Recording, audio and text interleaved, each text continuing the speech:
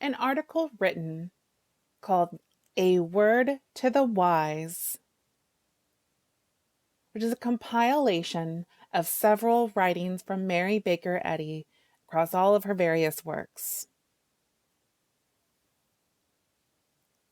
Science reveals the possibility of achieving all good and sets mortals at work to discover what God has already done. But distrust of one's ability to gain the goodness desired and to bring out better and higher results often hampers the trial of one's wings and ensures failure at the outset. Science and Health, page 260. God is all and in all. That finishes the question of a good and a bad side to existence. Truth is real. Error is the unreal. You will gather the importance of this saying when sorrow seems to come. If you will look on the bright side, for sorrow endureth but for the night, and joy cometh with the light. Then will your sorrow be a dream, and your waking the reality, even the triumph of soul over sense. If you wish to be happy, argue with yourself on the side of happiness. Take the side you wish to carry, and be careful not to talk on both sides, or to argue stronger for sorrow than for joy. You are the attorney for the case, and will win or lose according to your plea. Christian Healing, page 10. We must look where we would walk, and we must act as possessing all power from Him, in whom we have our being. Science and Health, page 264. We are constantly thinking and talking on the wrong side of the question. The less said or thought of sin, sickness, or death, the better for mankind, morally and physically. The greatest sinner and the most hopeless invalid think most of sickness and of sin, but having learned that this method has not saved them from either, why do they go on thus, and their moral advisers talk for them on the very subjects they would gladly discontinue to bring out in their lives? Contending for the reality of what should disappear is like furnishing fuel for the flames. Christian Healing, page 9. Mortals develop their own bodies or make them sick, according as they influence them through mortal mind.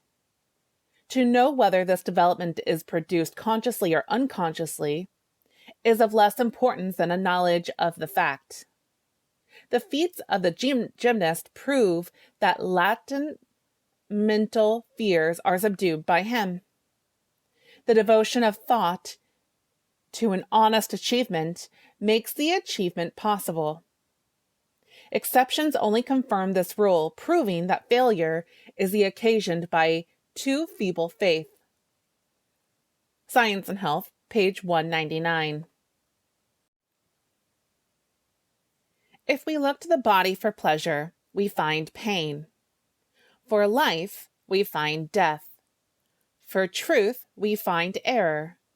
For spirit, we find its opposite, matter. Now reverse this action. Look away from the body into truth and love, the principle of all happiness, harmony, and immortality. Hold thought steadfastly to the enduring, the good, and the true, and you will bring these into your experience proportionately to their occupancy of your thoughts. Science and Health, page 260. Stand porter at the door of thought, admitting only such conclusions as you wish realized in bodily results. You will control yourself harmoniously. When the condition is present, which you say induces disease, whether it be air, exercise, heredity, contagion, or accident, then perform your office as porter and shut out these unhealthy thoughts and fears. Exclude from mortal mind the offending errors. Then the body cannot suffer from them. The issues of pain or pleasure must come through mind. And like a watchman forsaking his post, we admit the intruding belief, forgetting that through divine help we can forbid this entrance. The body seems to be self-acting only because mortal mind is ignorant of itself, of its own actions and their results. Ignorant that the predisposing, remote, and exciting cause of all bad effects is a law of so-called mortal mind, not of matter. Mind is the master of the corporeal senses and can conquer sickness, sin, and death. Exercise is God-given authority. Take possession of your body and govern its feeling and action. Rise in the strength of spirit to resist all that is unlike good. God has made man capable of this, and nothing can vitiate the ability and power divinely bestowed on man. Science and Health, page 392 through 393. Mind, not matter, is causation. A material body only expresses a material and mortal mind. A mortal man possesses this body, and he makes it harmonious or discordant according to the images of thought impressed upon it. You embrace your body in your thought, and you should delineate upon it thoughts of health, not of sickness. You should banish all thoughts of disease and sin and of other beliefs, including in matter. Man, being immortal, has a perfect, indestructible life. It is the mortal belief which makes the body discordant and diseased in proportion as ignorance, fear, or human will governs mortals.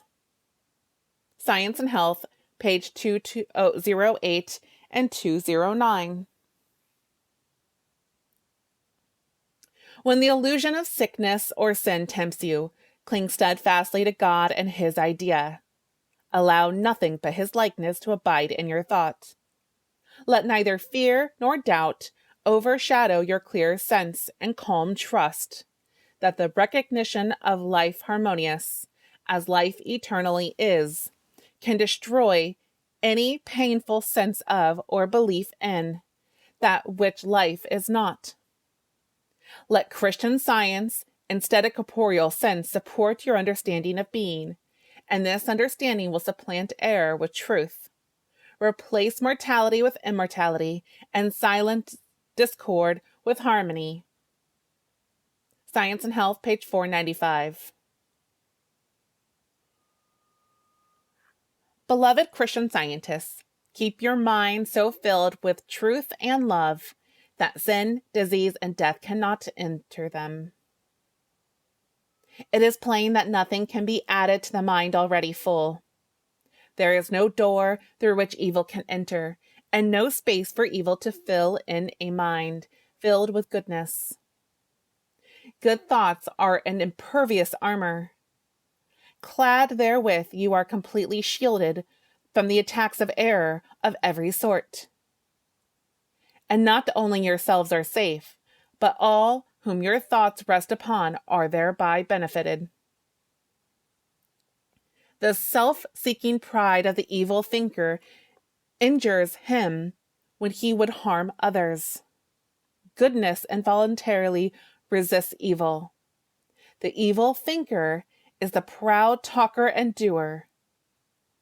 The right thinker abides under the shadow of the Almighty. His thoughts can only reflect peace, good will towards men, health, and holiness.